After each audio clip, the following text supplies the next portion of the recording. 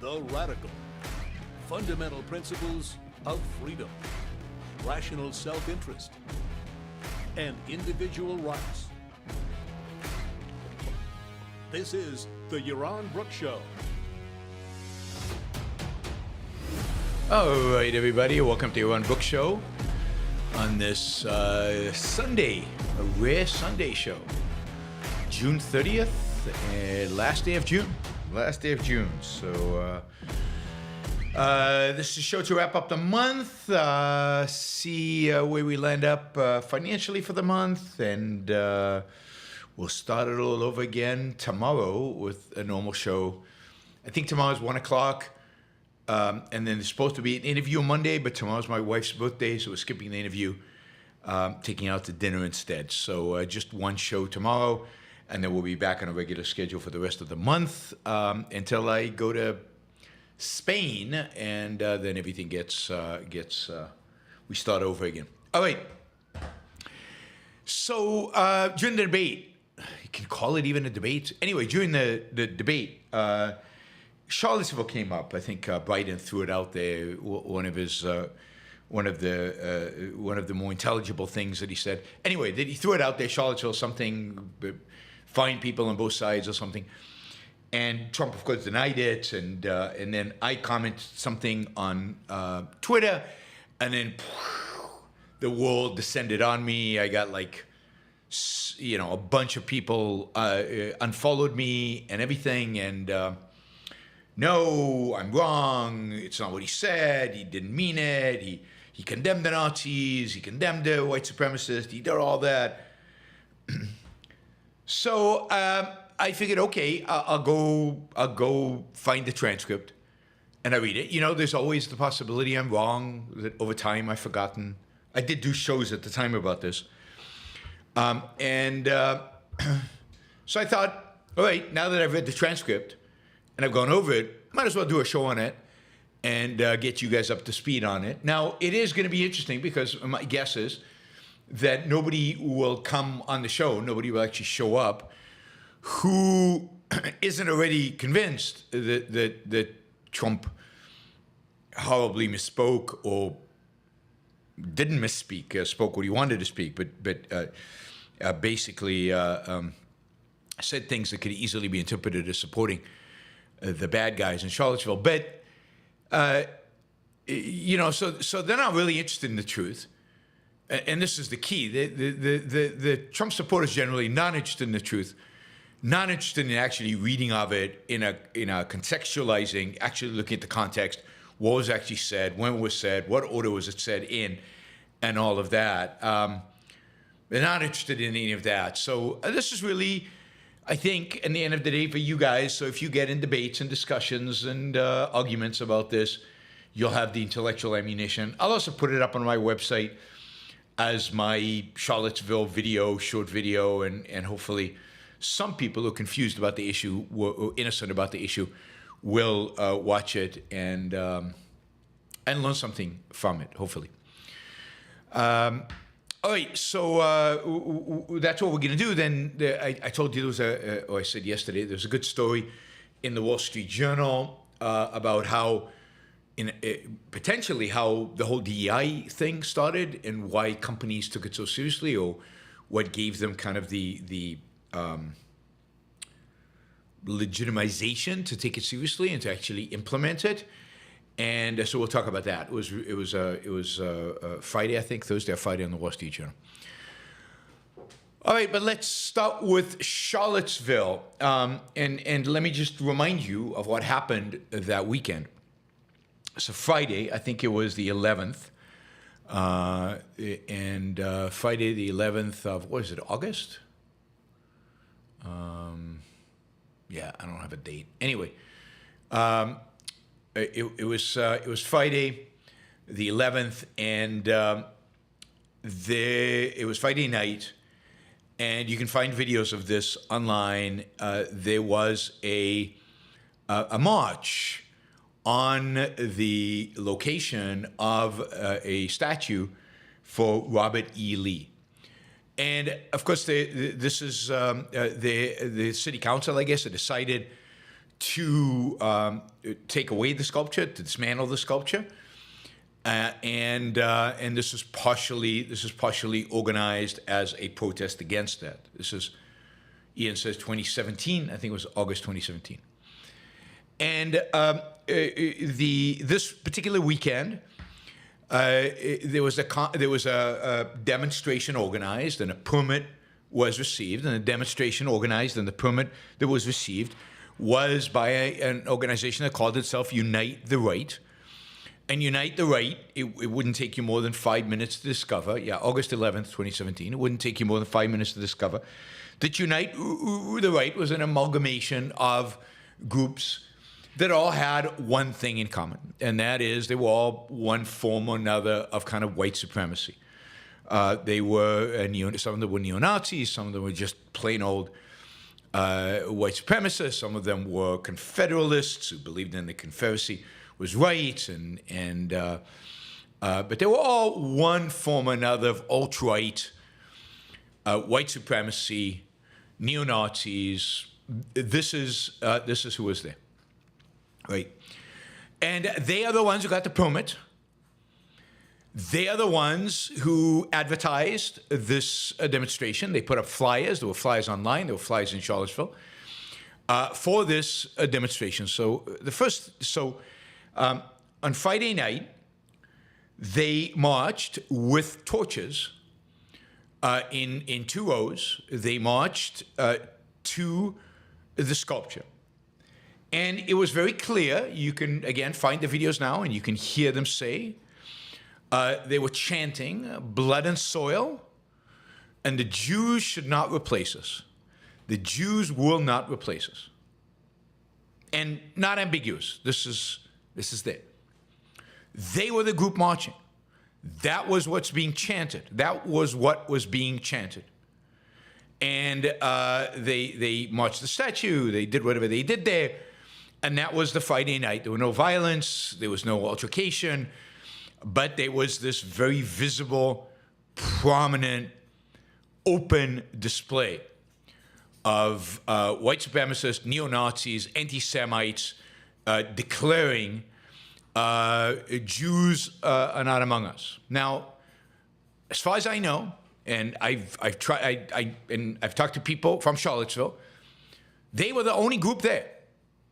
There was nobody else there. Now, even if there had been, even if there was another group there, imagine you are just an innocent person who thinks, yeah, they shouldn't take down the statue of Robert E. Lee.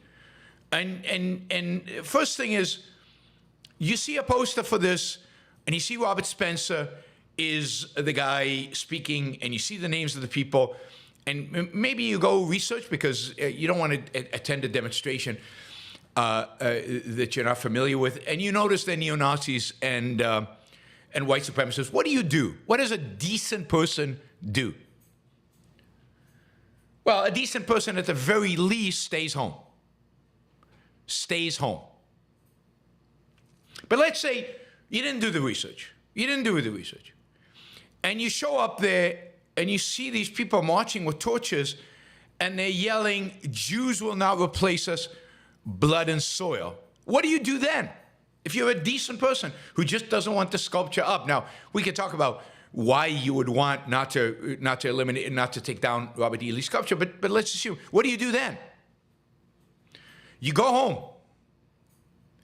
If you stay with a bunch of people yelling, Jews will not replace us, blood and soil, you are one of them. You are condoning them, you are sanctioning them, you are supporting them.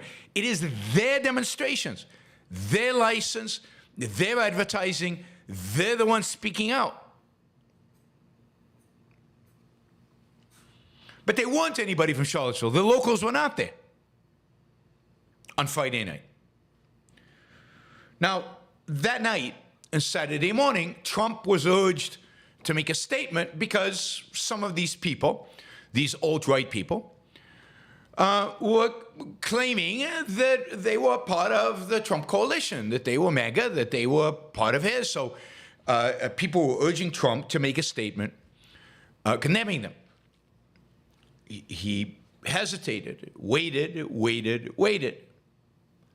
And then at some point on Saturday, now let's get a Saturday. Okay, so he's hesitating. On Saturday, it's just the formal point of the demonstration. Again, the racists all show up. The white supremacists and the neo-Nazis show up. They're carrying baseball bats and other things because they're anticipating a run-in with the left. And then they're all there. Now at this point, it's hard to tell. Were there other people there as well? Hard to tell. But again, this is a demonstration of neo-Nazis. This is a demonstration of the alt-right. This is a demonstration they got the permit for. This is their gig. Any decent human being doesn't go. Doesn't go. Locals, not locals, doesn't matter. They don't go. Now the left shows up, and indeed some on the left are Antifa, clad in their black thing. They're also carrying baseball bats and all kind of other mechanisms, and a big fight breaks up. And they start fighting with each other. The police, are stuck, right? It's a very difficult situation where people are beating each other with batons. What do? There were police casualties this day, which of course nobody ever mentions. A police helicopter went down as part of all this mayhem that was being caused by the alt-right. It was their demonstration. They were there. They were responsible. They were the ones who were demonstrating, blocking the roads, they got a permit, but a permit for basically a neo-Nazi event. Anyway, as part of this, of course, there's a famous guy who drives his car from the right, drives his car, runs over this woman. He kills her. And then Trump comes up with a statement condemning, bigotry and racism on both sides. Not very satisfying, very weak. Everybody condemns it as very weak because it was. It was not a particular satisfying. He does not mention the neo-Nazis, the white supremacists. He just generalizes and then says something about both sides. And indeed, by this point, both sides were attacking each other and both sides were violent. And it's not clear who swung the bat first. But clearly, the alt-right people showed up with weapons, with bats and clubs and so on. So, they were in for a fight. They were there for a fight. There was no question about that. And again, it's their demonstration. So he makes the statement Saturday. It's pretty meaningless. And this is, there's a lot of uproar about this over the next couple of days. And Monday, he's giving a press conference. On Monday, this is Monday, Friday to Monday, right? Now it's Monday. He's giving a press conference about an infrastructure bill, right? In New York City. He's in New York City. And the reporters start going after him. So the reporters start asking him about this. Now, over the weekend, he had a CEO council of manufacturing, a CEO manufacturing council. Over the weekend, a number of the CEOs in this council told Trump that his response to what happened in Charlottesville was weak and inappropriate, and as a consequence, and many of them resigned. Indeed, the council was later dissolved because so many of them people resigned. His Treasury Secretary, not Treasury Secretary, his Chief Economic Advisor, Cohen from Goldman Sachs guy, resigned that weekend. So come Monday, people have a lot of questions, right? Why is CEO leaving? Trump comes up with all kind of lame reasons that have nothing to do with the reality of what's going on. But okay, that's just politics, right? And then a reporter yells at him, "Why did you wait so long to denounce the neo-Nazis?" Right?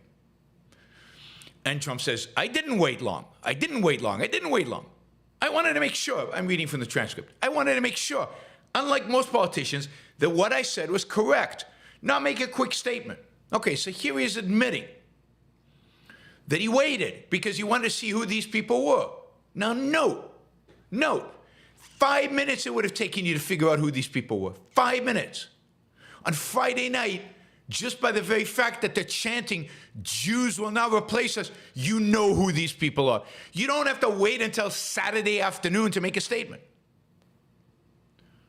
So he says, the statement I made on Saturday, the first statement was a fine statement.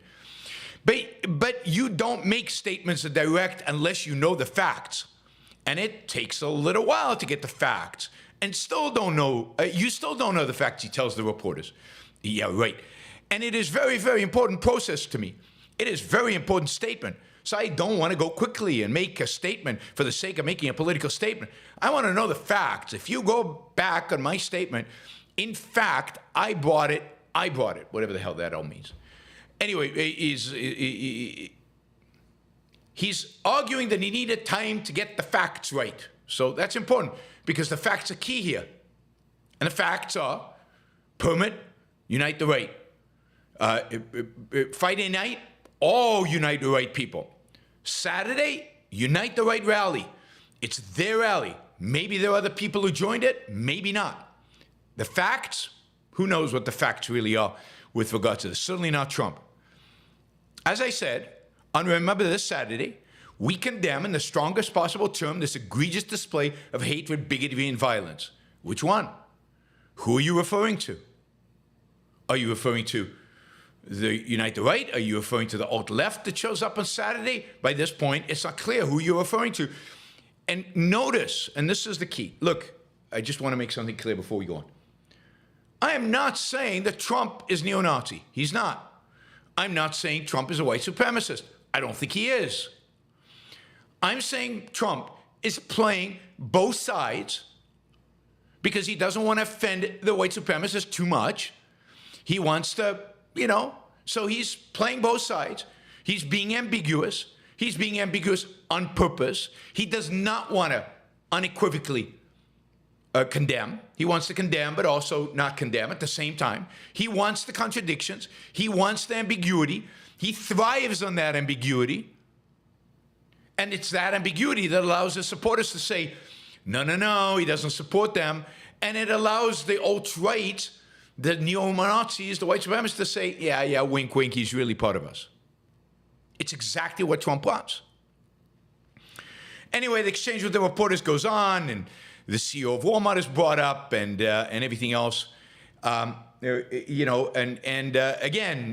he's asked, why didn't you make a statement earlier?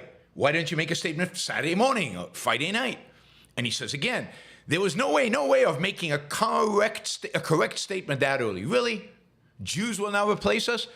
It doesn't get much more correct than that. You know exactly where that comes from. You know exactly what it is.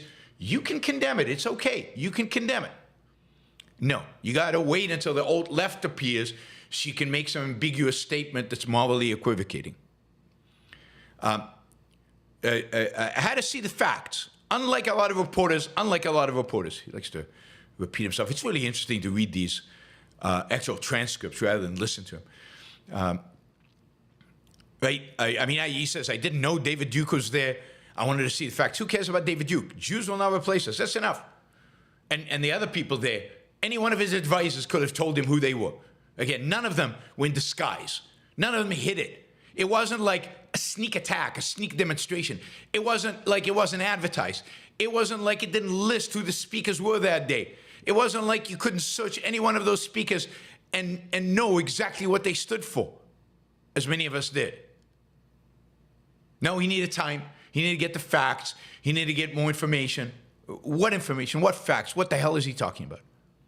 Anyway, he goes on and he says the drivers that caused the disgrace. Again, doesn't talk about his ideology. And then all kinds of other stuff. Let's see. And then again, he's asked, the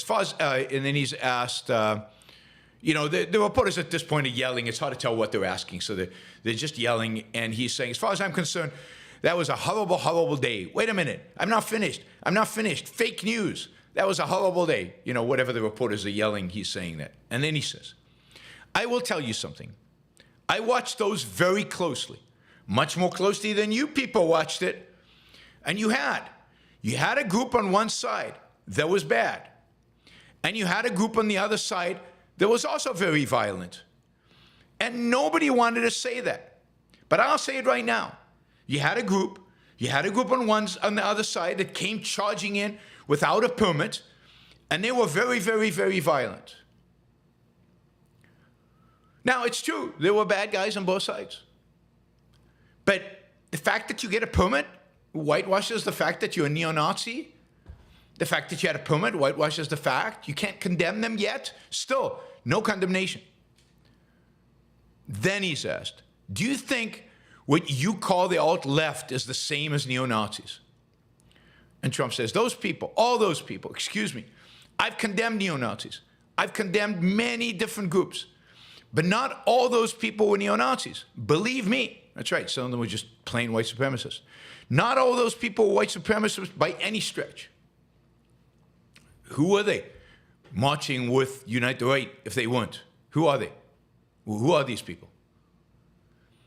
Those people, so Porter says, well, white nationalists, because that's another group that was there, right? Trump says, those people were also there because they wanted to protest the taking down of a statue of Robert E. Lee. So excuse me, and you take a look at some of the groups and you see that you know that if you're an honest reporter, which is in many cases you're not, many of those people were there to protect the taking down of the statue of Robert E. Lee. Now, again, we can talk about whether you should protect the taking down of the statue of Robert E. Lee, given that Robert E. Lee was the general responsible fighting to preserve slavery. I mean, you would think you would want to take that statue down. You know, why would you have any respect? Statue is respect. This is government spending. This is a government facility, government park. Why would you have any respect? Why would you want to defend a sculpture honoring?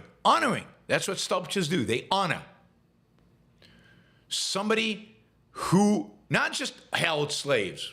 A lot of people held slaves, and some of them were actually great people, but actually defended the institution of slavery and was responsible for one side of a war that resulted in 600,000 deaths. But the one side that is the evil side, the bad side, protecting the slavery. Anyway, so Trump goes on. You take a look the night before, and this is key. You take a look the night before. So now you cannot say he wasn't aware of the night before. He says, you take a look at the night before. They were there to protest taking down the statue of Robert E. Lee. The night before? The night before was the chanting of Jews will not replace us. That's who was there. The night before was blood and soil. The night before was that's what the night before was. That's the video of the night before. That's the facts of the night before. So it's not that he's ignorant of what's going on. Says, you take a look at the night before. That's Friday. They were there to protest taking down the statue of Robert E. Lee. Yes, they were. But they were also neo-Nazis, white nationalists, white supremacists. You still haven't condemned the people who were there the night before. I'm just going in order, so we will get to his condemnation. He ultimately does say something about it, right? So we keep going, and a reporter says, Mr. President, are you putting what you're called alt-left and white supremacist on the same moral plane? And he says, I'm not putting anybody on a moral plane. But he is. I'm not putting anybody on a moral plane. What I'm saying is this. You had a group on one side and a group on the other side. And they came at each other with clubs, and it was vicious and horrible, and it was a horrible thing to watch. Now he's at Saturday, right? He was on Friday before. But there is another side. There's a group on this side. You can call them the left. You've just called them the left. They came violently attacking the other group. So you can say what you want, but that's the way it was. That's the way it is. So all he wants to do is attack the left. Again, he's playing to his base. It's always the left's fault. They are the guys who are responsible. Right. Yeah, you can see Scott, who claimed to be, I'm not a Trump supporter. I don't argue for Trump. But it's a two systems thing. and this is who it is, so I'm going to vote for him because I can't vote for Biden. But he's defending Trump. And he's defending Trump by gaslighting, by stating the irrelevant, by going in the irrelevant direction, I'm reading a transcript, the exact words. God, I mean, these people are really disgusting because they reject objectivity. They reject facts. They're uninterested in facts and objectivity. They're uninterested in reality. Pure emotionalism, pure, well, get the left, I guess. So Trump is shifting all the blame for the violence to the left. Again, neo-Nazis, white supremacists, who cares? Then the reporter says, you said there was hatred and violence on both sides. And Trump says, I do think there is blame. Yes, I think there's blame on both sides. You look at both sides. I think there's blame on both sides, and I have no doubt about it. And you don't have any doubt about it either. And if you reported accurately, you would say, and the reporter says, the neo-Nazis started this thing. They showed up in Charlottesville. Trump says, excuse me, they didn't put themselves down as neo-Nazis. No, you'd actually have to have 3 minutes of research to discover that they're neo-Nazis, white supremacists, and white nationalists. And you had some very bad people in that group. So you acknowledge that. But you also had people that were very fine people on both sides.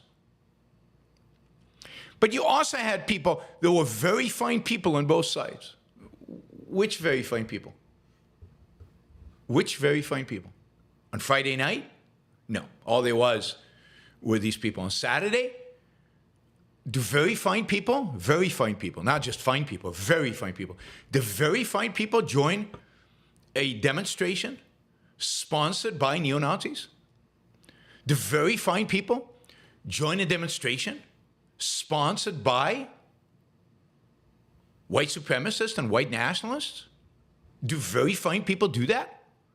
So yes, he acknowledges there's some very bad people, but then they're very fine people. But who are these very fine people? Where are they? Why would they be there? Why would they be side by side, shoulder to shoulder with neo-Nazis?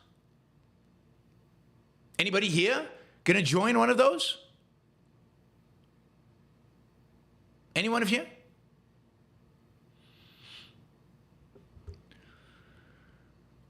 You had people in that group, excuse me, I saw the same pictures as you did. You had people in that group that were there to protest. They're taking down to them, a very, very important statue and renaming a park from Robert E. Lee to another name. Again, there were demonstrations on other weekends. Why join the neo-Nazis, the white supremacists, the white nationalists? Why be in that group? This is the big tent that some of you want.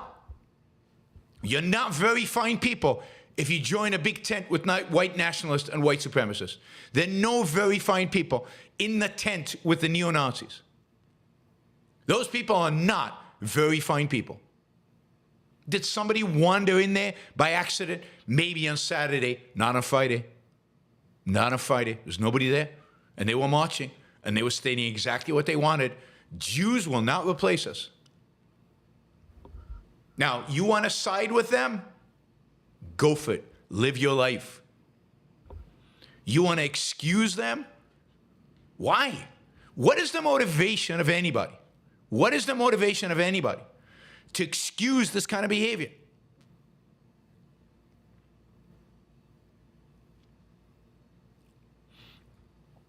So here's his condemnation. You know what? It's fine. You're changing history. You're changing culture. And you had people. And I'm not talking about the neo-Nazis and white nationalists because they should be condemned totally. All right? But those who march shoulder by shoulder, not. And it took him about half an hour into this to actually condemn them. But you had many people in that group other than neo-Nazis and white nationalists. Who? Who? And why would you defend them for marching with them? Because they're marching with you. Because they're your people. Because you know they vote for you. Because you know you don't want to offend them. And you don't want them to turn away from you. And here, just in case You're not. You might think he's confusing Saturday and Friday. He says there were people in that rally, and I looked the night before. If you look, they were people protesting very quietly the taking down of the statue of Robert E. Lee. Go look at the videos. Look at the videos of the night before, Friday. And you find me, the people, very quietly protesting, side by side with people yelling, Jews will not replace us in blood and soil. You find me those very, very fine people demonstrating quietly.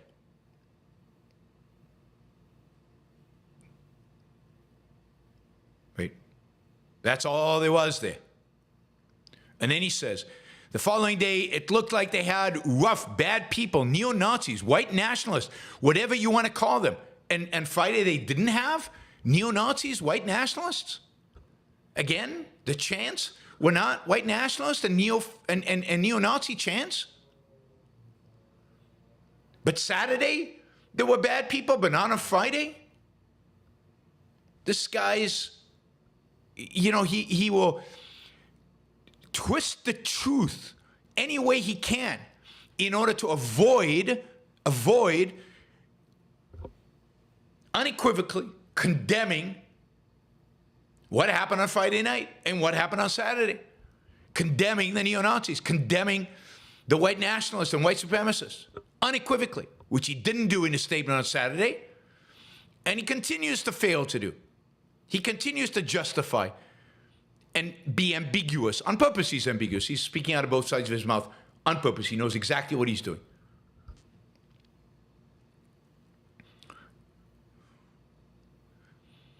He says, the following day, it looked like you had some rough, bad people, neo-Nazis, white nationalists, whatever you want to call it. But you had a lot of people in that group who were there innocently protest, very legally protest. No, the legal protest was the one for the Unite the Right. And Unite the Right was not just all right-wing groups. There was a list of who were the Unite the Right members. White nationalists, white supremacists, neo-Nazis. A lot of people in that group that were there innocently protest, very legally protest. Because, I don't know if you know, but they had a permit. Yeah, they did have a permit. So we know exactly who got the permit. We know exactly who requested a permit. We know exactly what the poster said.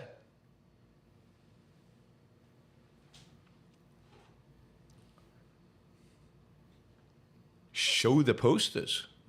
Who wants to show the posters? I've got the poster in front of me. The poster says, March on Charlottesville, Virginia, Unite the Right. Lots of symbolism that is basically kind of SS, kind of a Confederate flag, statues, and the speakers. Richard Spencer, well-known, Mike Enoch, Jason Kessler. All these guys, you can look them up and you can find exactly what they are. I've got it right here. Let's see if I can do this. Want to see the poster? I'll show you the poster. Not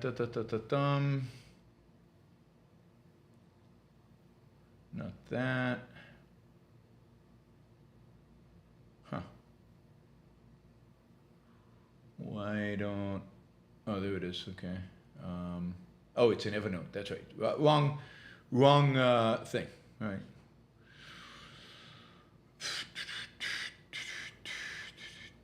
There it is. This is the poster. Those very fine people showed up in support of this demonstration because of this innocent poster. You can't tell from this imagery. You can't tell what it's about. These are all very fine people. Very fine people. There you go. That's the poster.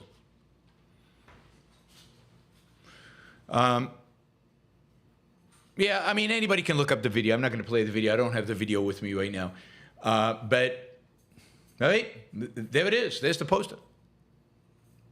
It looks like a Third Reich poster. I'm sure just the right of center people in Charlottesville who don't like the taking down of sculptures saw this poster and said, yeah, I'm going to go join that. I'm going to go there. Very fine people. Very fine people. This was not a big tent rally for support of monuments. This was a white nationalist, neo-Nazi march if you were part of that big tent that opposed taking down monuments, if you were opposed to that, then there were other opportunities for you to express your concern. If you joined this, you were joining a neo-Nazi demonstration. Right? I mean, is there any question about this?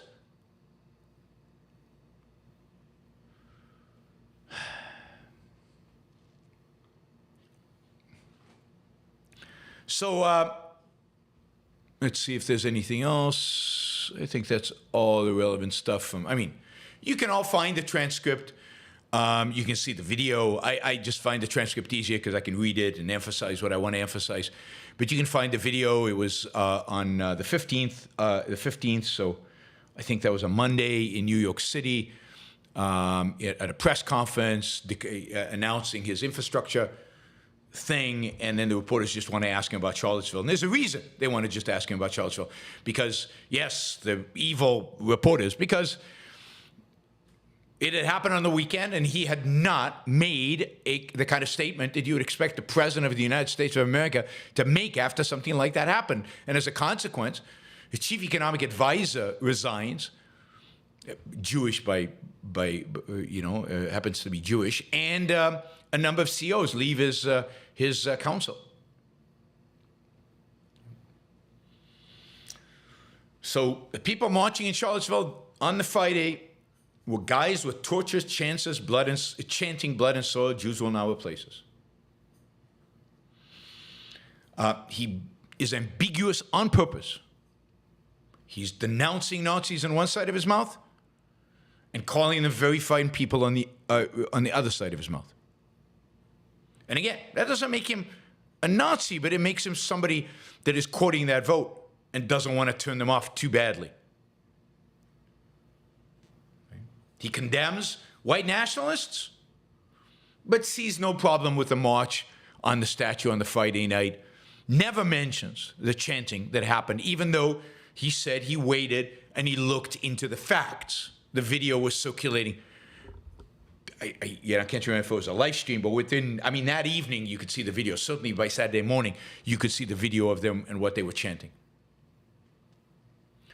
So there's no hoax here. There's no, mainstream media hoax about what Donald Trump said after Charlottesville. Maybe they overstated it. Maybe they overplayed it, but wouldn't you expect them to do that? Imagine if any other politician, left or right, did this, said these things. He would be lambasted, not just in the press, but everywhere.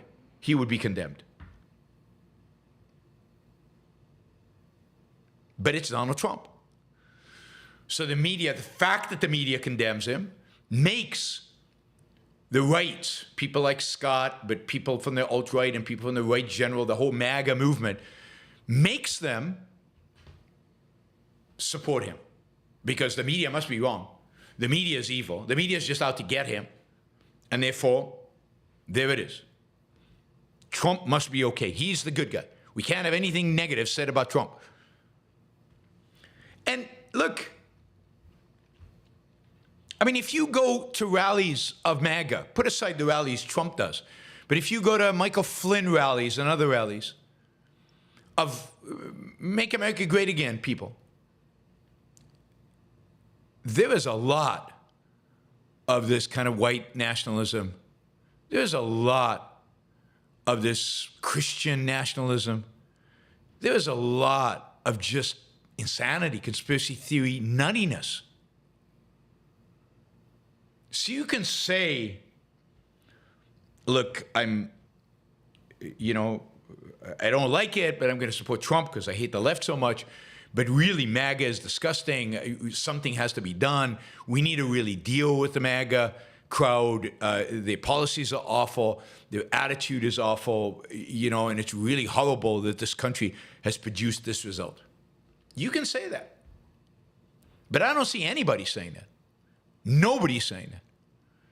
I see people who say, oh, I have to vote for Trump and will not accept anything bad said about Trump or MAGA or, Marjorie Taylor Greene or any of the nuts, the absolute crazy, nutty, insane people that Trump has attracted in the in the Trump universe. I mean, Michael Flynn being the nuttiest one of all.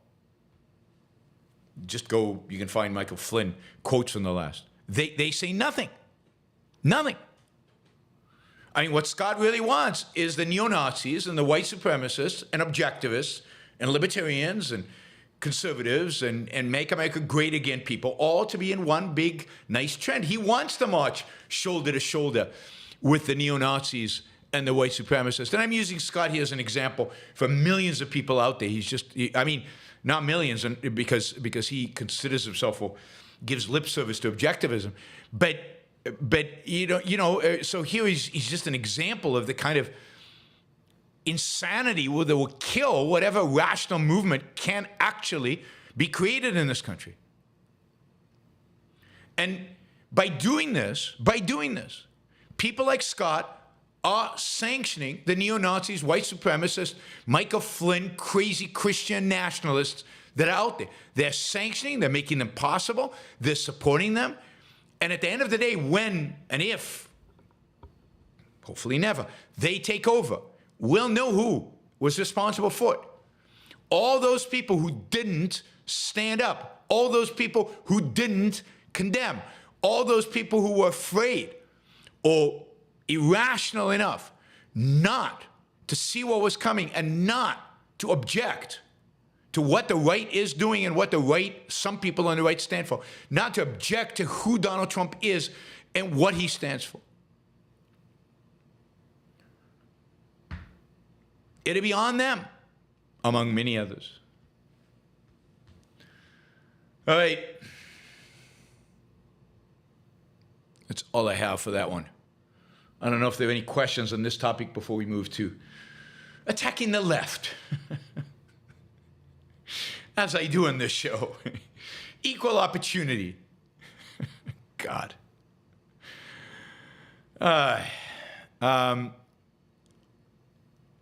Let's see. Let's quickly look. Jennifer says, Lee was horrible. Not only did he fight to preserve a slave state, but supposedly he didn't even agree with slavery, but fought because of loyalty to his birth state of Virginia. Despicable. Absolutely. He was and is a follower of duty above all. And, was not a supporter of slavery and yet fought for slavery, for the maintenance of slavery, so his neighbors could have slaves. That is despicable. This is not a man to be admired. And now, look, the statues should all be preserved in the museums. People should know who these people were. People should know also, by the way, that the southern states erected these monuments after the war, basically in order to poke the anti-slavery crowd, the blacks in their community, in the eye. Why would Virginia, after the Civil War, erect a statue for Robert E. Lee? Basically to tell their blacks, yeah, it's too bad we lost. But we remember. We remember who you are. We remember what your status is. It's one of the most disgusting things ever. Imagine. Nazi Germany, imagine Germany, after defeated by the Allies, erecting statues to Hitler, or Goering, or any one of his generals, even to Rommel, who at the end of his career was anti-Hitler. They didn't, and they wouldn't. But that's exactly what the South did. They erected not just statues of Robert E. Lee, but all the big Confederate generals and, even Confederate politicians, right? Why? Why would they do that? If not because they maintained a certain pride in the slave state that they were responsible for. And if that isn't shocking, and if that isn't reason enough to I mean, we would all agree. I mean, I love the fact that one of the first things that happened when the wall fell down and the Soviet Union got broken up is the statues of Lenin and Stalin came down. And that's a good thing. And when the statues of Lenin and Stalin went back up, that was a really bad, worrying sign about the direction that, Russia was going in. And here is the South doing that, putting up the statues of Lenin and Stalin. And we should preserve them. No, put them in a museum where we can remember how awful the South was, not just in the Civil War, but in the post-war era, where they, lionized these generals. Everybody has a right to protest the statues. You can protest. You're not a good person if you do.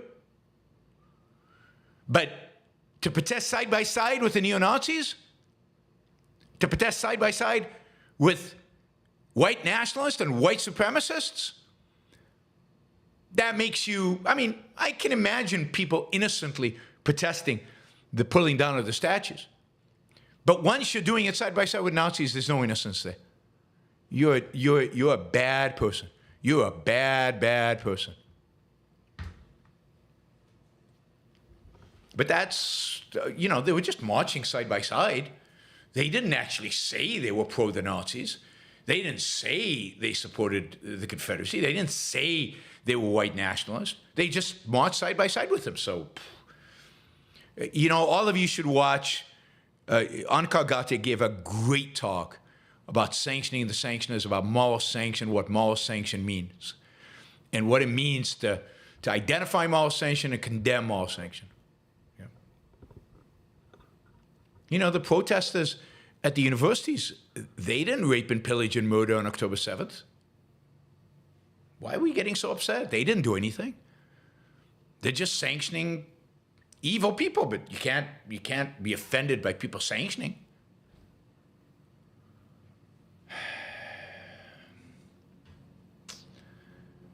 Yep. It's I coined the Trump mindlessness syndrome. It's back. And if Trump gets to become president, we're going to have 4 more years of just mindlessness. Just people making every excuse possible for this moron, every excuse possible for anything he does and anything he says, no matter how ugly, no matter how offensive. But he's one of us, he's on the right, whatever the hell that means. He's not one of us. He's our enemy. He's one of many enemies we have. But TMS, Trump mindlessness syndrome, big out there, big out there. It's not, they're driven by hate and fear so much that they're blinded to everything else. Fear and hate of the left.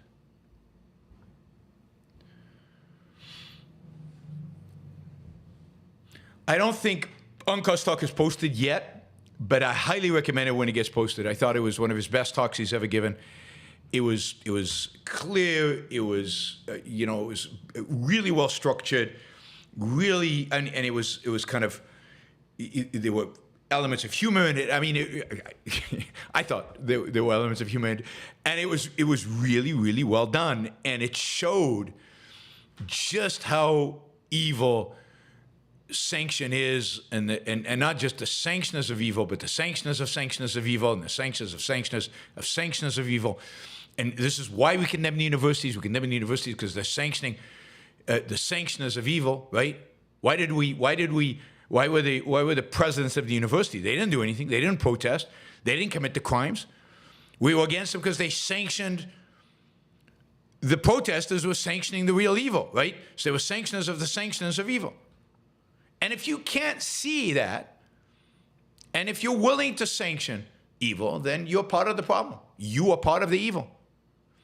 Anybody marching side by side with neo-Nazis and white supremacists for the best cause in the world is not a good person.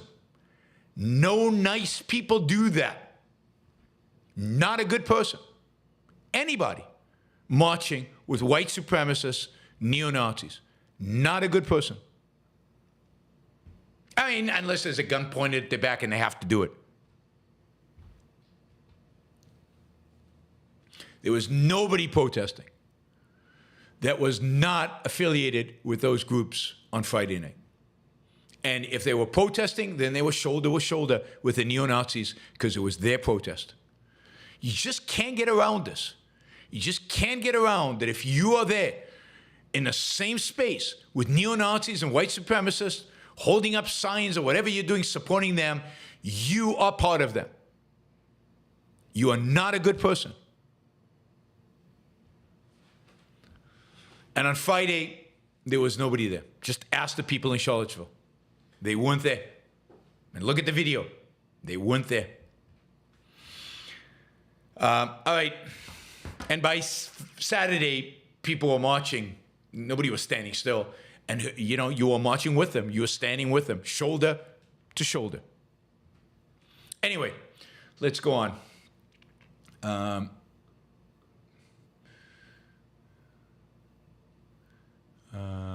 Lucinda says, sad that some of the clearest examples of rationalization and evasion come from people claiming to be objectivists. Yes, that is disastrous for our movement. Them pretending to themselves that they've representatives of Rand's philosophy only makes their vices clearer. Yes. It's sad for all of us because we all suffer the consequence of that. James Taylor, when I go to these libertarian forums, they are much more aware of objectivists and the gravitas of our movement than they were just a few years ago. I don't know if our numbers have grown or young objectivists are becoming more active online. Yeah, I don't know. I think our numbers have grown. I definitely think our numbers have grown. I think people are more aware of us. We've been debating and doing presentations and talks. And just look at the videos the Ayn Rand Institute puts out that get hundreds of thousands of views, the videos I put out that gets tens of thousands and sometimes hundreds of thousands of views.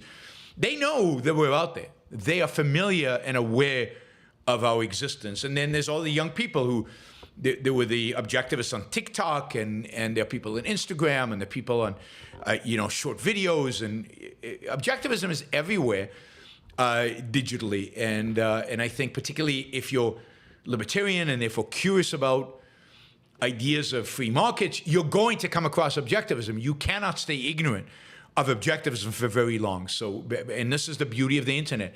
This is we are a movement that will win or lose on the internet because it's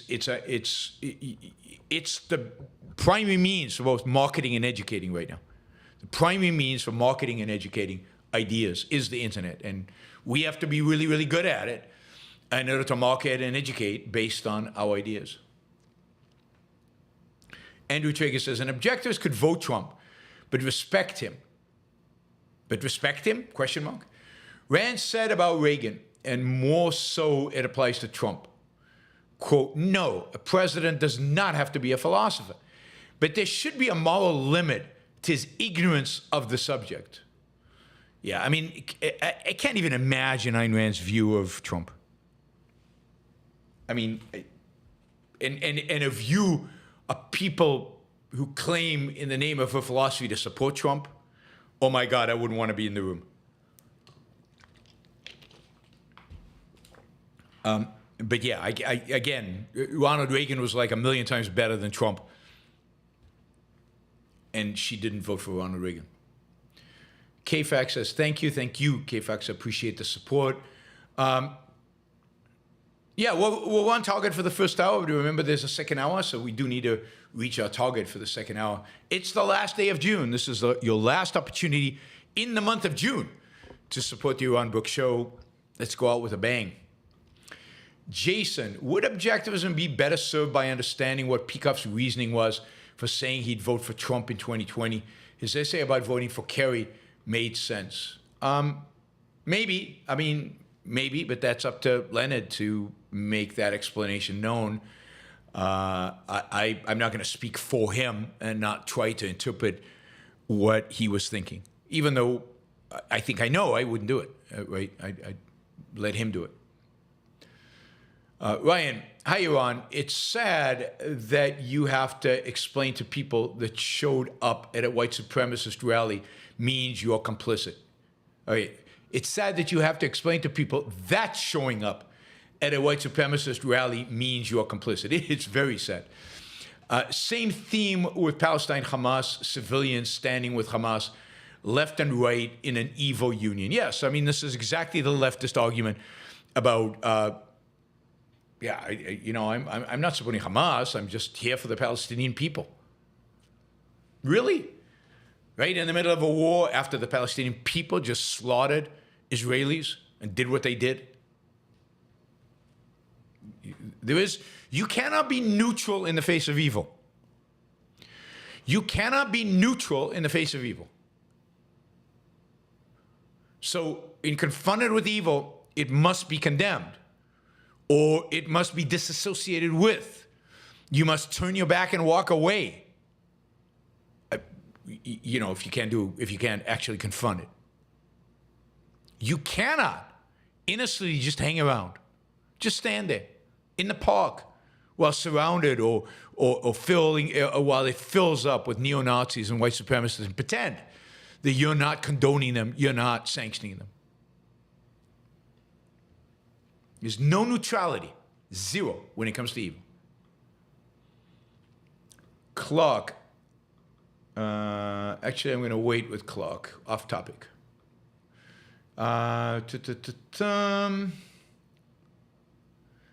Lucinda says, I can understand wanting to preserve the statue in a museum for historical purposes, but to have it standing proudly in public just feels dirty. Absolutely. Absolutely.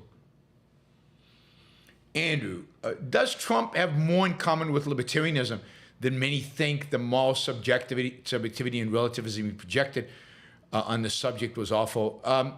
Well, I mean, he has in common with the worst elements of the libertarians, and he doesn't have the better things that the libertarians might on occasion stand for. So he's the worst of all worlds. That's what Trump is. The worst of all worlds. Michael, you noticed Richard Spencer completely disappeared. Is this because his ideology was defeated or more mainstream so he can operate behind the scenes? I think he operates behind the scenes. I think those people are there. I think that they have gained followers. They've gained interest. I think what you will find is that they will resurface if Trump wins the election. So once he wins, I think that the people like Richard Spencer will resurface. But I haven't followed Richard Spencer, so I don't know where he is. I don't know what he's doing. He's still, there was the whole thing of being kicked off of Twitter. I don't know if he's back on Twitter. So their power did shrink when they were kicked off of Twitter. And I think for many of them, Elon Musk has not allowed them back. So some have been allowed back, some have not. So I just don't know. All right. That's Israel. That's something different. Let's see. Not that. Yeah. Harrison Gillette says, does the same apply to those protesting side by side with Antifa during BLM riots? Not all of them were violent. If you were protesting with Antifa, that is, they were dressed in black and they were carrying weapons, then yes, absolutely. That applies to the people who were protesting with Antifa. And it doesn't apply to everybody associated with BLM any more than it applies to, even though I disagree with BLM and think what they were protesting was wrong, it wouldn't apply to regular protest against the sculptures, the statues. I don't agree that they should not be taken down, but you have a right to protest, and you can protest, you can be wrong, and protest peacefully. But when violence is explicit, when the implication of violence is explicit, and when the ideas are beneath contempt, if you're marching side by side with a communist, if you're marching side by side with Antifa, yeah, that's condemnable, absolutely. That is evil. They're not, But note also and this is important. I know,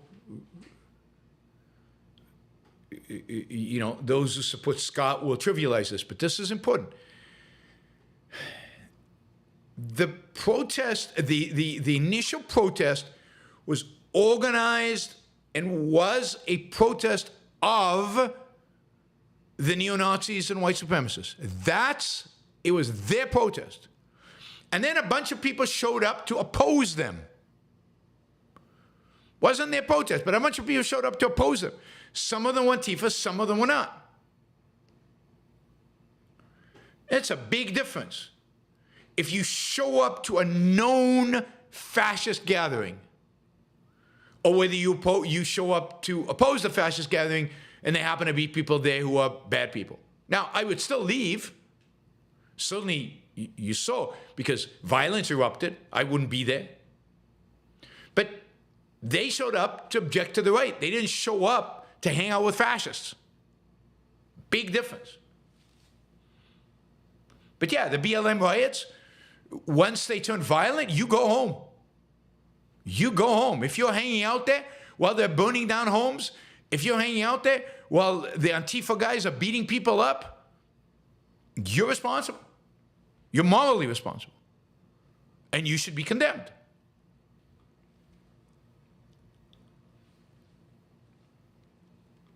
Charlie says, imagine rooting for losers and traitors and call it heritage. The YBS lasted longer than the Confederacy. There should be a Sherman statue in the heart of all big cities in Georgia. Absolutely. Sherman is my hero. There should be a statue there. I mean, they hate Sherman. They hate him to this day. When I gave my talk on just war theory and praised Sherman at Georgia Tech, I think it was Georgia Tech, and God, the audience did not like it. But the fact that he was willing to burn down Atlanta, the fact that he was willing to burn the supply of food, starve the people of the South, is what makes him a hero. Makes him a hero.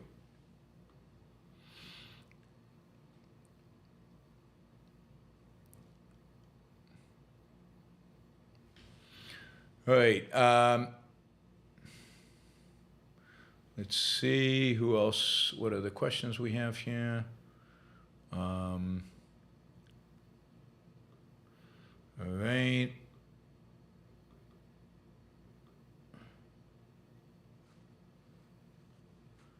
Oh, okay, I got that. Okay, Scott says, why wasn't objectivism calling for these Confederate statues to be removed 20, 30 years ago instead of waiting for the Dems to demand it? Didn't think of it. Didn't think of it. But every time I walk by one of those statues at Clemson University or at the University of Texas in Austin or at Virginia, I cringed. I never thought of they should be taken down, never thought of making it an issue. My bad, I guess. I don't know why other people didn't, but they should have taken them down. Paul, what about the statue of Lenin in Seattle and Che in Central Park?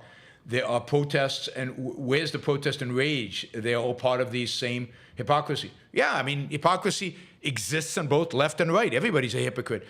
If you ask me, they should be taken down as well. Now, do I think taking down these statues is the most urgent thing in the world? No. Do I think taking down all the statues left and right is the most important issue in the day? No. But going out and demonstrating against it? Really?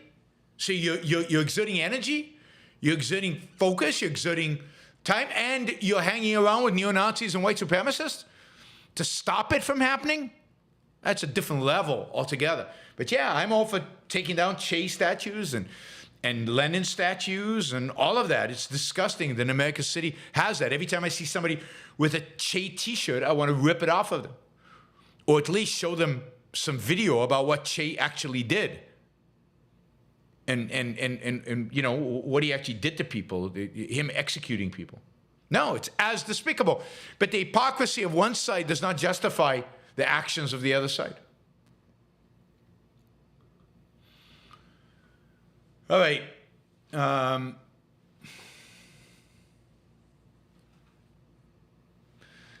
Let us see. All right. I think the rest of the questions are unrelated, so we'll leave them for later. We're still short about $140 for this particular target, but feel free to exceed it if you want.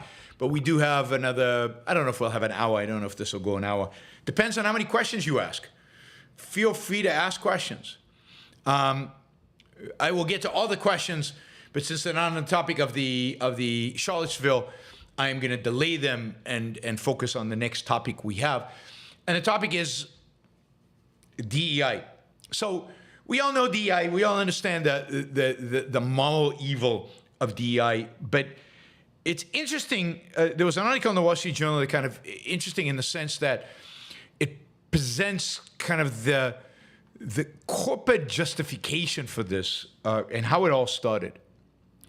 So it turns out, I mean, there's been calls for diversity forever. I mean, in 1990, I think it was 99. I think it was 99 in the Wall Street Journal. They published a famous letter that T.J. Rogers, the CEO of Cypress Semiconductor, published. He had received a letter from a couple of nuns who represented the investment committee of a Catholic charity or something like that. And they demanded that he add women to the board of directors. So the issue of diversity goes back to the 90s. And he wrote this brilliant letter in the Wall Street Journal. It really is good. T.J. Rogers, not accidentally, hugely impacted by Ayn Rand. Hugely impacted. I once saw him give a talk to a class. And right at the beginning, he wrote Ayn Rand big on the blackboard. He said, if you only read one author, this is who you should read. This is what's the most important thing. This is at his peak when he was CEO at Cypress. Anyway, he wrote this letter and saying, look, I hire based on excellence. I hire based on ability. If there's an excellent, able woman, I will hire her. There isn't right now. There will be in the future because more and more women are entering Silicon Valley. There will be. She'll be experienced, but I want experienced people in the sector who are exceptional. And I'm sure there will be someday. Right now, they aren't. I maximize shareholder wealth. That is the standard. That's the only standard I use. And they published it in the Wall Street Journal. So the issue of diversity is being pushed for a very long time on American businesses, both in terms of females on the board, female executives, and also in terms of racial issues. But there was always this notion, as TJ expressed it, no, what we really want is to maximize shareholder wealth. That is the only prism by which we look at this, and we're focused on that, and that's what we care about. And then in 2015, the renowned consulting firm, management consulting firm of McKinsey, published a report. And in this report, they basically claimed that after having done a significant empirical research, looking at close to 200 firms, they had discovered that there is a clear positive link between profits and executive and board member racial and gender diversity. That indeed, they argued, if you want to maximize shareholder wealth, if you want to be more profitable, then the way to do that is to bring in greater diversity. And the idea was that people from different skin color and people of different genders bring different experiences, different levels of expertise, different knowledge, and they enhance the ability of a company to function, right? And suddenly, the one argument that corporate leaders had for not embracing DEI disappeared. So the argument was not only did these people provide role models, they are enhancing the ability of the company to make money.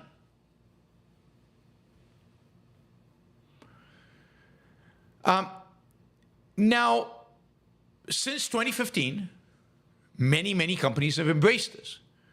DEI standards have infiltrated corporate America at every level. Boards of directors are now all diverse. But this study has also been cited by regulators to tell companies they're not living up to their fiduciary duty to shareholders if they're not diverse. The study was cited by NASDAQ to say, look, if you're going to list on our exchange, you need to be diverse because otherwise you're not acting in behalf of shareholders.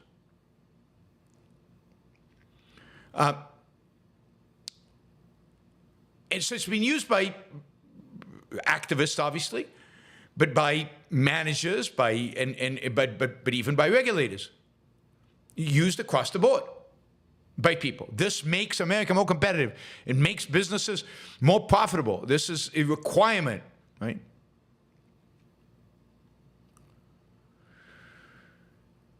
Now,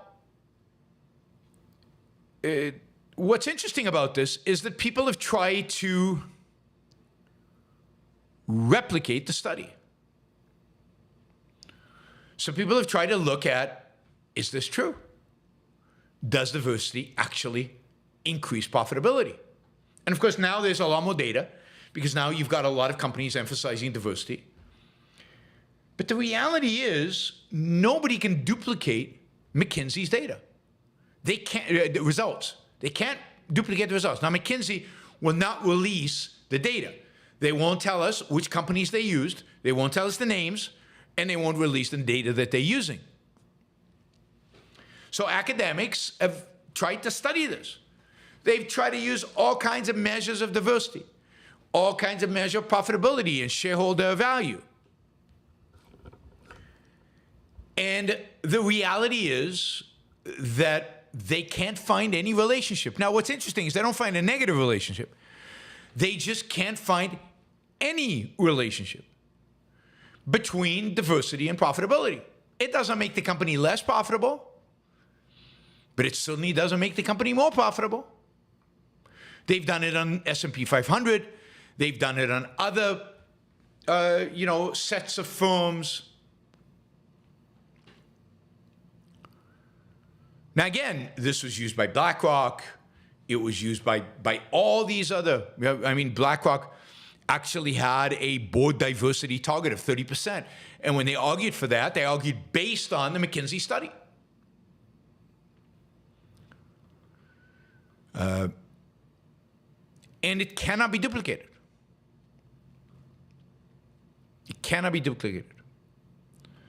So, and now it's public that it cannot be duplicated. Now it's well known it cannot be duplicated. And it's interesting that this study is coming out at about the same time that you're seeing corporate leaders in Silicon Valley even, or particularly, coming out and saying, we are only focused on one metric now. We are banning DEI, and the only metric we are focused on now is productivity, is profitability, is shareholder wealth maximization. And now, we will embrace whatever level of diversity, particularly diversity of experiences and opinion, that we think is going to benefit our executive team, is going to benefit our corporate, our boardroom, and I think there's something to those benefits, but only based on merit. And that is a huge, huge shift in the way corporations think, and debunking the McKinsey study is going to take away the one semi-rational excuse people have for using this. Indeed, a lot of the finance people are arguing that if it was true the diversity helped maximize shareholder wealth, then companies would do it.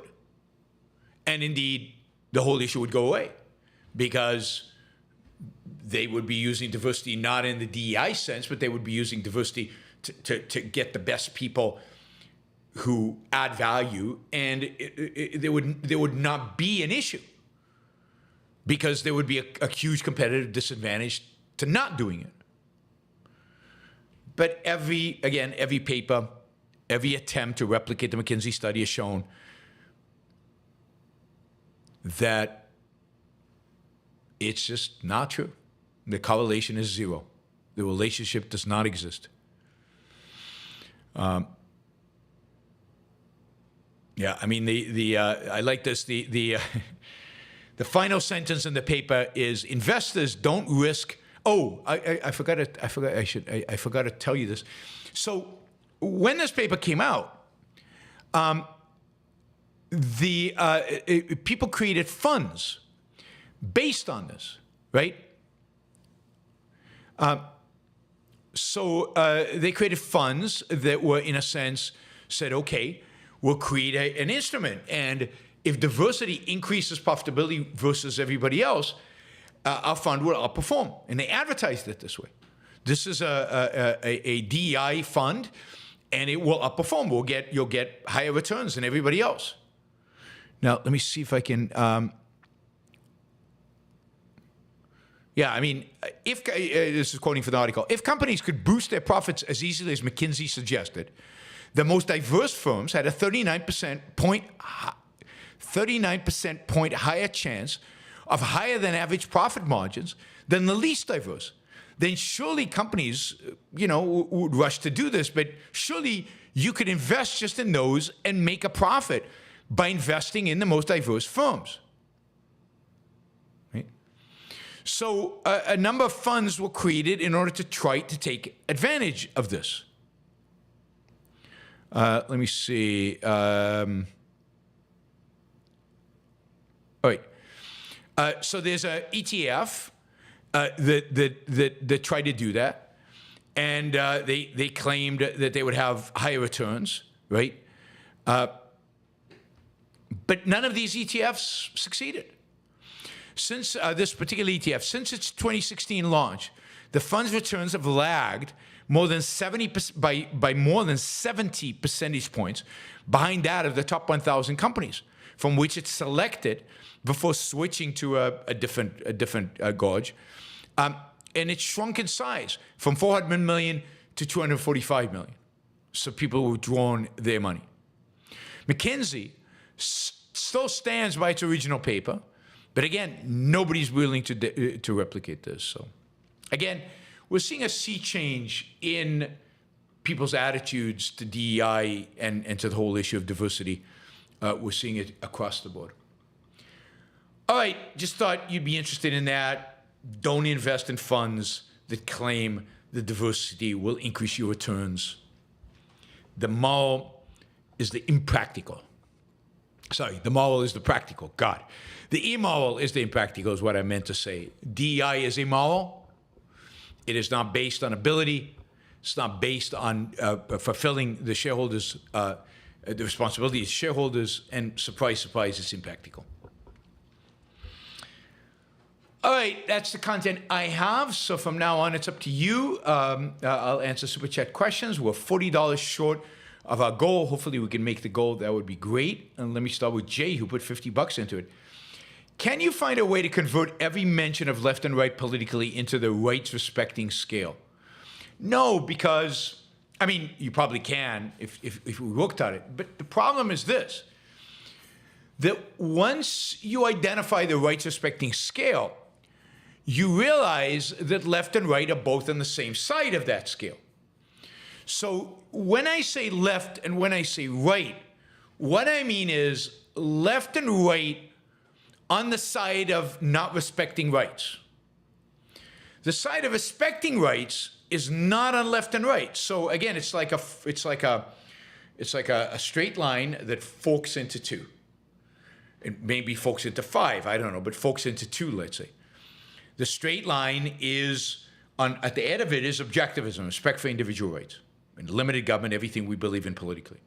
And then the people who come close to us. And then there's a fork. And in that fork, there are people who want to violate rights in the name of religion, nationalism, a particular ethnic group, various soft to hard forms of fascism. That's the right. And then there's another fork. People who want to violate our rights in terms of in the name of egalitarianism and equality, equality of outcome, or quality of outcome, and all of that. And those two are both evil, both wrong, both to be condemned, and one is right and one is left. And they are the right and left spectrum. And some of them are better, so they get close to that straight line in the middle, God forbid, right? The centrists, the moderates. But yeah, there are people along this line, call them classical liberals, the better people in the libertarian movements, the ones who are not anarchists. There are people along this line who are better, definitely. By the way, I think everybody on the straight line who is better are anti-Trump. Maybe they vote for Trump, but they're anti-Trump. They're anti everything Trump stands for, even if they land up voting for him. And then the people who diverge. And those people are the anti-individual rights right. And that's all of the right today. Because the people who are classical liberals, I don't put on the right. I don't put the classical liberals on the right. So, and I don't put the better, as I said, the better libertarians. And it's shocking to me, not shocking, not surprising at all, that the better people among the libertarians and the better people among the conservatives that I follow are all anti-Trump. Again, they might vote for it, but they're all anti-Trump, because if you're on the side of individual rights, you have to be anti-Trump. Vehemently anti-Trump, not a little anti-Trump. Vehemently anti-Trump. Anybody who's really free markets, who's not tinged by paleo-libertarianism, is anti-Trump. And it's not what makes them better. It's a fact. I didn't know, the people I follow, I don't know that they're anti-Trump, but you follow them enough and you realize. Scott Lincecum from Cato, I don't know if he's anti-Trump, but then you read him and then you say, oh yeah, look at that. No, it's because good people, anybody with half a brain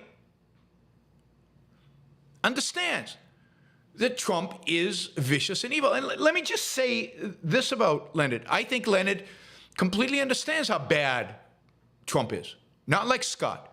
He understands completely how bad Trump is, how awful Trump is. Now, for whatever reason, he decided at some point to vote for Trump. Okay. But I don't think it's because he doesn't recognize how evil Trump is. So, the reality is that left and right do exist. So there's a difference between collectivism of the left and collectivism on the right. It's not fundamental, the difference, but there is a difference. There's a difference between statism of the left and statism of the right. There's a difference between authoritarianism of the left and authoritarianism of the right. Again, not fundamental, not in principle, but there is a difference. And so I still use left and right because I don't know what other terms I can use to differentiate between this form of collectivism and that form of collectivism. But when I use left and right, I'm not talking for other objectivists. When I use left and right, I'm talking about collectivists, all of them. People who are not collectivists, I consider are neither left nor right. That's how I think of these things. Thank you, Jay. Appreciate the support. All right, Clark. Ayn Rand said pleasure is a signal you're moving towards sustaining life. But then why did nature make us experience so much pleasure when we eat sugar and carbs? We end up sacrificing our health for a good mouthfeel. Well, no. Nature made us enjoy sugar because sugar is actually good for you in nature and in the small quantities in which it is available in nature. Sugar is an amazing, necessary means of energy. And in our, quote, natural state, we need sugar. That fruit that we eat off the tree, that's great. It allows us to do that sprint and catch up with the herd or catch up with the tribe or whatever, right? But at some point, we can produce quantities of sugar that don't relate to our evolutionary upbringing. We consume amounts of sugar that are unrelated to our expenditures of energy. And that's where we need to use reason to figure out, okay, so how do I, given my nature, given my biological body, given my biological essence, what's the appropriate amount of sugar that I should eat? And in what form should I eat it? That's what science does. But in our state of nature, which is what we evolved, we don't have that knowledge. And nature does not provide sugar in abundance. It doesn't. And fruit, by the way, even fruit, was probably less sweet before it was, genetically modified by breeders in order to emphasize sweetness, because we like sweet. But that's human ingenuity as applied to giving us more sugar. But we don't need more sugar, so we should apply that ingenuity maybe to other things. Right? Assuming sugar is bad for you, right? Let's make that assumption. I don't have certainty about that, even though I have high probability. And the other point is to make, evolution is not perfect. It optimizes for reproduction. It optimizes for reproduction when you're young. You can probably eat a lot of sugar when you're young and you're fine. It's when you're old. But evolution doesn't care about you dying. It only cares about your reproducing. So, I mean, to the extent evolution cares, right? So if you eat a lot of sugar when you're young to provide you with the energy to be able to reproduce a lot, but then that causes you to have diabetes later in life and to die early, evolution's fine with that. Evolution has no problem with that. Right?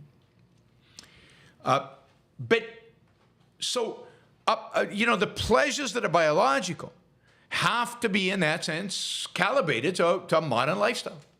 But sweetness is good. It is a good sensation. It is good for life. It's just, so much of it. Sex is good, but you can't live a life if all you're doing is having sex. You're not going to eat a good diet if all you're doing is eating sugar, but it doesn't mean you should never eat sugar. I mean, all of us eat sugar, hopefully. Fruit is good for you, I think.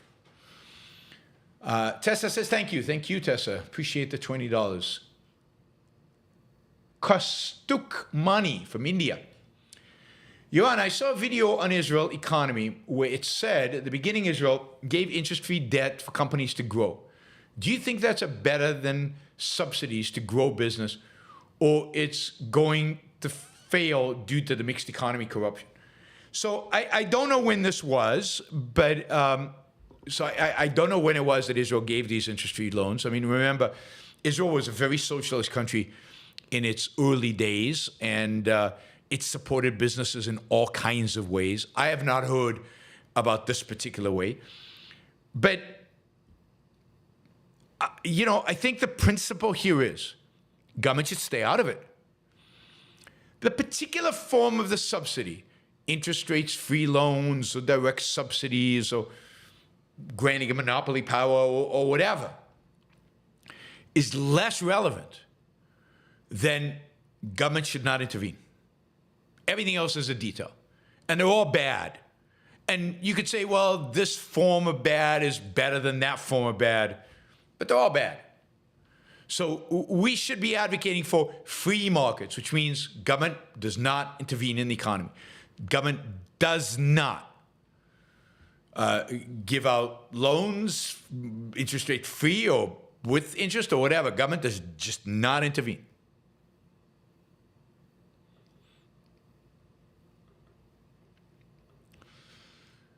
All right. Ian says, we're only 17 short, by the way, $17. Thanks for continuing to display how to be objective. I wonder if the people who criticize your Charlottesville comments will be willing to respond to your detailed points. I doubt it. I don't think I'll hold my breath while waiting. I agree, and I wouldn't hold my breath. And I think most of them won't watch it. Some of them will continue to just, people like Scott, and I use him again as a foil. I don't encourage him to seek out his comments. They just repeat the same nonsense over and over again. They can't think, so they just repeat the same nonsense. But if they repeat it enough, some people start responding to the repetition and start accepting it as if it's true. This is a tactic they haven't learned explicitly, but the left has done for a long time. And you repeat a lie often enough, it becomes part of the mythology. It becomes, I mean, religionists knew this forever, but it just becomes part of the mythology. It becomes part of what people assume is factually true, and they just accept it. Yeah.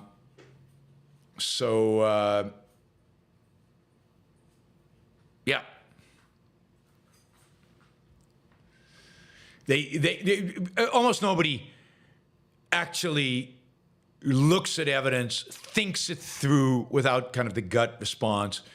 They'll just rationalize. They know what the conclusion should be, and then they'll just use rationalism. They'll make stuff up, or they'll just ignore facts. This is why, even if you go through it systematically, like I just did, I don't think. I mean, people on the fence will change their minds, or people who don't know, have never looked at Charlottesville, but the real committed Trumpists, the MAGA, the people who just will not question anything, it doesn't matter to them. Facts are irrelevant to the Scotts of the world. Yeah, Scott is now a symbol. He's elevated himself to becoming a symbol of kind of Trump mindlessness syndrome, of a kind of a mindless approach to life, to the world out there. Facts are irrelevant, right? All right, poster boy, I like that. He's become a poster boy. That's good, Jennifer. I like that. All right, Jack says, happy Sunday, everyone. Enjoying my only day with my one and only. Thank you, Yaron. Enjoy, Jack. Have fun. Hopper Campbell, free movement is a right. It's a part of the right to your life. Absolutely. Moving from a bad place to a better place is not an invasion. Absolutely. Certainly not an invasion. You can talk about, you can talk about welfare state and you can talk about all that stuff, but there's no invasion going on. I mean, that is ludicrous and absurd. And again, the kind of mindless stuff that I would expect, the Scots of the world to advocate for. And you see it so often on the right. It's an invasion. What does an invasion mean? Who is invading whom? Where are the weapons, the army? What is the purpose? Is it political takeover? Is that what these immigrants are coming here for? Or is it to get a job and to make a better life for themselves? Or is it even on the negative, just to escape the brutality and poverty of living in Nicaragua or wherever it is, right? Invasion. It's such a disgusting way of looking at immigration. Really awful. Michael, Israel is in this constant state of war where the enemy never quite loses and just reemerges 3 to 5 years later. It shows the West wants to punish itself for being selfish. Yes, Israel does not have the backing to actually win this outright and to finish it off. So it never finishes off, so it just drags on, another war, instead of ending it. Hopper Campbell, in a rational society, would voting be a right just for having been born within a border? Isn't voting something that should be earned? I mean, this is, I think, controversial or unsettled within the objectivist movement. I am a believer that voting should be something you earn. I think that people should have to potentially take a test to be able to vote, to show knowledge of the particular political system. There's also an issue they should consent to the political system. In that sense, it's not clear to me that everybody should be a citizen. Maybe citizens should be the ones who pass the test and consent. And as part of citizenship, they get a vote. Everybody else has all their rights protected, but they don't vote, right? So that's the one thing they don't do. So you could also rope into that the voluntary taxation. So you could say people who pay into the system as voluntary taxation, get to vote. People who don't vote. So all of this is optional because voting is not a fundamental right. It's a derivative right, and therefore it can certainly be conditioned. It's not a right. It's a right under citizenship. In that sense, it's a civil right. It's not an individual right. It's a right qua citizen. And the rights qua citizens are different than rights qua human being. Everybody has a right to life, liberty, and the pursuit of happiness. All human beings do, whether they're citizens or not. This is the basis for open immigration. But only citizens have civil rights. And civil rights definitely include voting and other things. And then the question is, who should become a citizen? That is, if you're born, does that make you automatically a citizen? And I'm skeptical about that.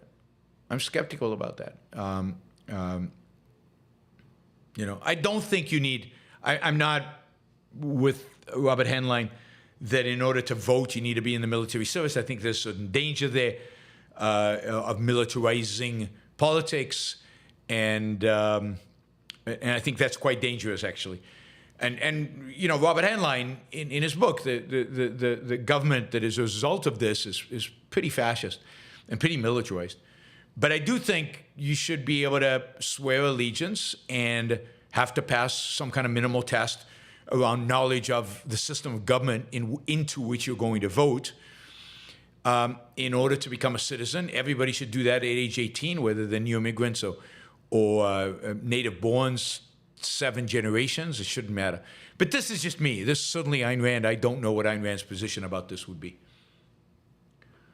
Liam, do some people morally deserve violence even if they haven't initiated force or the threat of force against you? I'm not sure what you mean by morally deserve.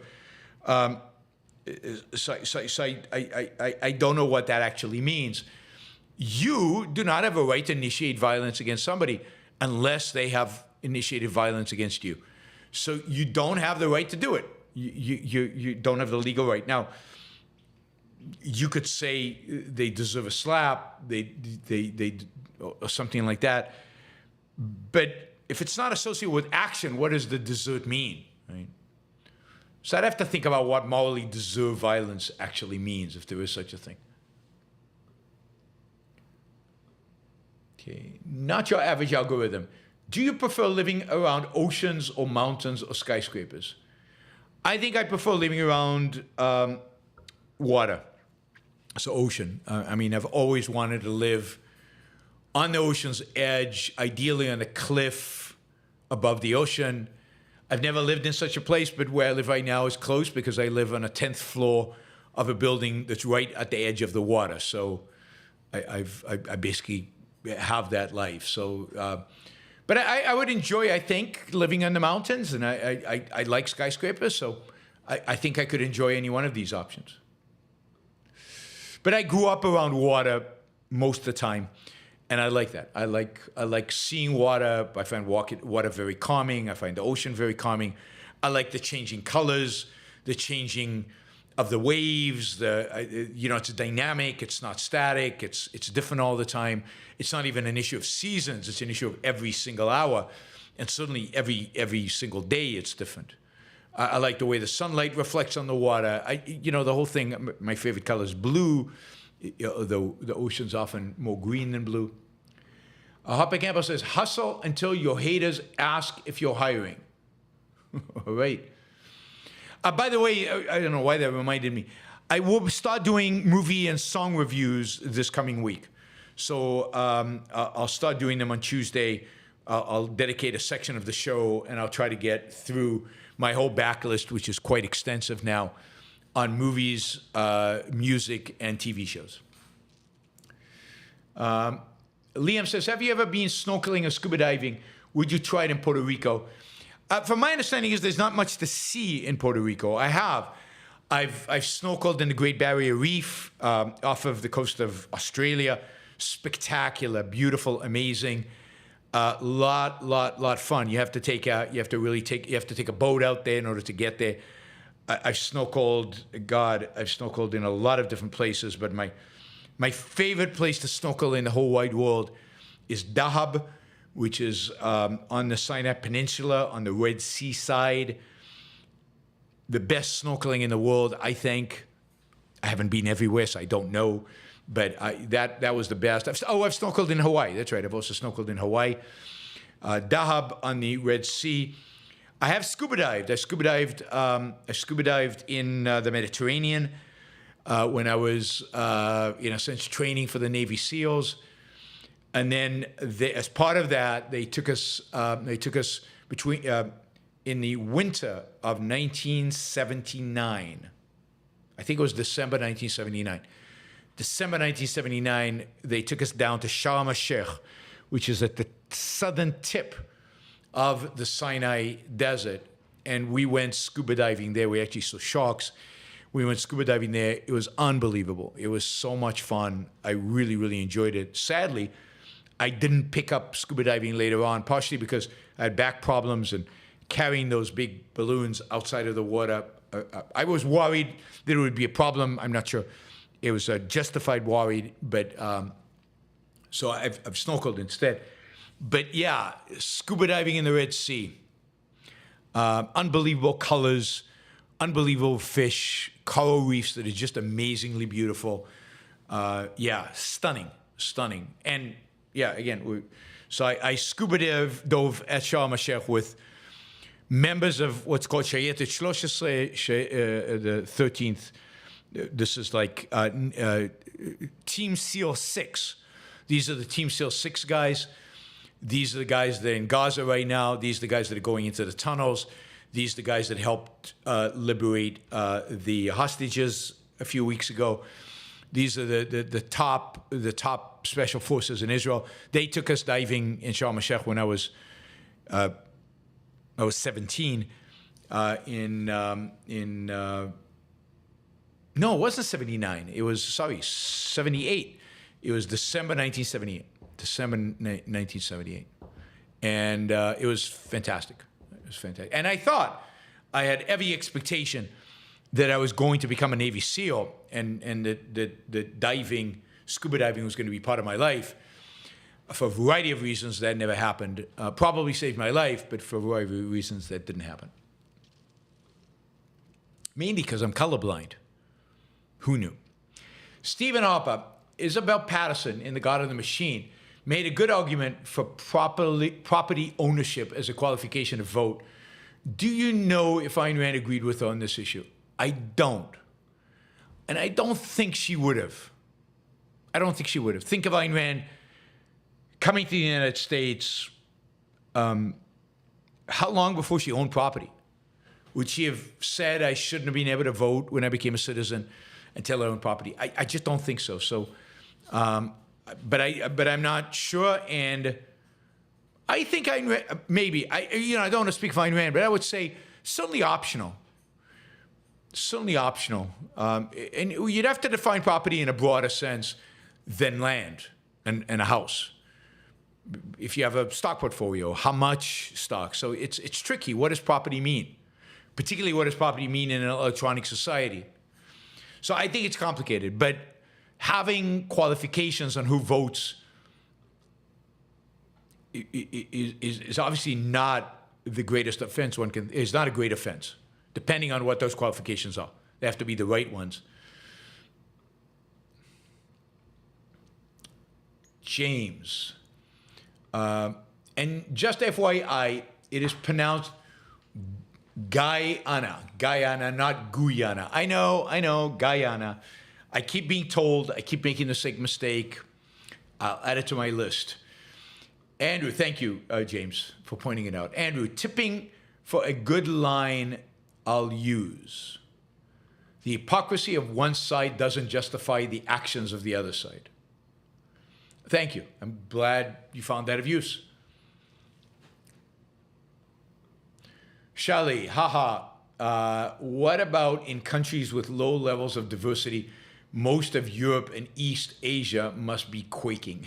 Yeah. Although there's a lot of diversity in Europe these days. Maybe not in Eastern Europe, but Lucinda, I think people that argue for joining hands with libertarians and conservatives tend to prioritize mass over ideas when thinking about the movement of culture? Yes. Yes. Well, they tend to emphasize fighting the left over everything else. That's the only thing that matters to them. The future, in terms of actually fighting for the positive, is outside of outside of any consideration. Lucinda, uniting with them adds mass to the movement, but mass is only viable if that mass is moved by the rights idea. I agree. Joining hands with them muddles our ideas. Agree completely. And if one says we're united by freedom, let me say that unity is only possible if the concept of freedom remains undefined. Yes. And if it remains undefined, it muddles our ideas, because what makes us unique is our clarity about how we define our terms. Shally, maybe we should forego the right-left scale, just like Madison did with the four humor theory. Have clear principles and analyze the issues as they are. Yeah, but you still have to describe the collectivists of the left and collectivists of the right and show that they're different. And if you have terminology that would help us do that, I'd be happy to adopt it. And to be assist in communicating with other people. Andrew, hell is a place with no reason. Similarly, hellish is arguing with someone who systematically drops context. Absolutely. And that's dropping reason. Michael says, are we seeing an increased number of people who think free speech is a bad thing? Yes, I think we are. And again, we're seeing it on both the collectivistic right and the collectivistic left, or on the left and the right, which I think by definition are collectivistic. Yes, I mean, the left obviously hates free speech. We saw that with Twitter, with the Twitter files. We saw it with with cancel culture, but primarily we saw it with the openness to the government using force, using censorship on social media companies to limit what is said there. We saw it during COVID, but we've seen it on all kinds of issues. We see it in the whole microaggression where the left is trying to convince us that hurting somebody's feelings is the same as slapping them, and therefore should be banned. Sadly, we also see it on the right. Trump was one of the worst presidents ever on this, going after the media constantly, constantly threatening Washington Post by threatening Amazon, and being explicit about it. If you keep writing papers like this, I'm going to go after Amazon, which is owned by the same guy. So, yeah, there is no respect for free speech. None. I mean, on the right, it's more done. I mean, the Catholics, if you take the Catholic traditionalists, they're against free speech if it's corrupting of morals. The Christian conservatives are against free speech to the extent that it's corrupting of morals and so on. And the left is against free speech because it hurts their feelings. But it's a tool of oppression. Yeah, that's why I said left, right, they're all collectivists. They're all anti-free speech. Collectivists generally are anti-free speech. You have to be an individualist to really be pro-free speech. Because who speaks? Individual does. And you have to be pro-reason to understand the difference between emotions and thought. Emotions and violence. All right. Thank you, guys. Really appreciate it. Thanks for helping me reach the goal for today. And I will see you all tomorrow at 1 p.m. East Coast time, for a news roundup. And then again on Tuesday, Wednesday, Thursday, Friday at 2 p.m. for our regular shows. All right, everybody, have a great rest of your weekend. I will see you tomorrow. And please use the Charlottesville video. We'll make a shortened version of it. Anytime you see on Twitter or anywhere else somebody making the argument that Charlottesville is a hoax, put it up there. Use the video. Bye, everybody. See you tomorrow.